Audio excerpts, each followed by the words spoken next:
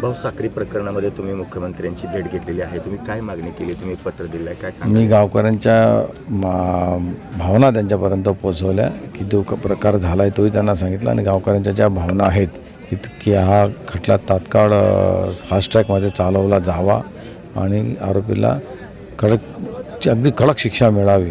महाराजांची जयंती आहे, कार्यक्रम आहे, काय सांगाल तुम्ही, काय शुभेच्छा द्याल संदर्भात? आज आम्ही पूर्ण जिल्ह्यात आणि महाराष्ट्रात काय पूर्ण देशामध्ये संत रविदास महाराजांची जयंती साजरी केली जाते. तशीच आज आमच्या भुसावळमध्येही साजरी झाली, जळगावलाही साजरी झाली आणि आज वरणगावमध्ये दरवर्षाप्रमाणे संत रविदास महाराजांची जयंती साजरी होते. सगळ्याच नगरसेवक असतील, सगळ्या पक्षाचे सगळ्यांनी मिळून ते आरती केलेली आहे. मी माझ्यातर्फे संत रविदास जयंतीच्या सगळ्यांना शुभेच्छा देतो.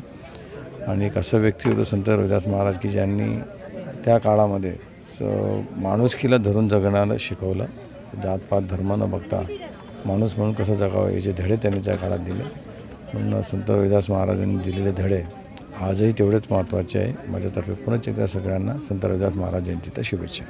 भाऊ, साक्री प्रकरणामध्ये तुम्ही मुख्यमंत्र्यांची भेट घेतलेली आहे. तुम्ही काय मागणी केली, तुम्ही पत्र दिलं आहे, काय सांगा? मी गावकऱ्यांच्या भावना त्यांच्यापर्यंत पोहोचवल्या की जो प्रकार झाला आहे तोही त्यांना सांगितला आणि गावकऱ्यांच्या ज्या भावना आहेत की हा खटला तात्काळ फास्ट ट्रॅकमध्ये चालवला जावा आणि आरोपीला अगदी कडक शिक्षा मिळावी या बाबतीमध्ये गावकऱ्यांच्या तीव्र भावना आहेत त्या त्यांच्यापर्यंत पोहोचवल्या आहेत. मी आता तुमची मागणी आहे की उज्ज्वल कुमार निकमांची याच्यामध्ये गावकऱ्यांच्या मागणी जी असते ती शासनापर्यंत पोहोचवली जाते.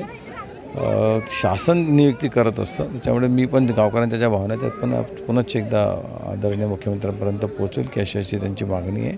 त्यांची नियुक्ती करावी आणि कायद्यानंतर देता असलं तर निश्चितपणे हे देण्यासाठी प्रयत्न करू.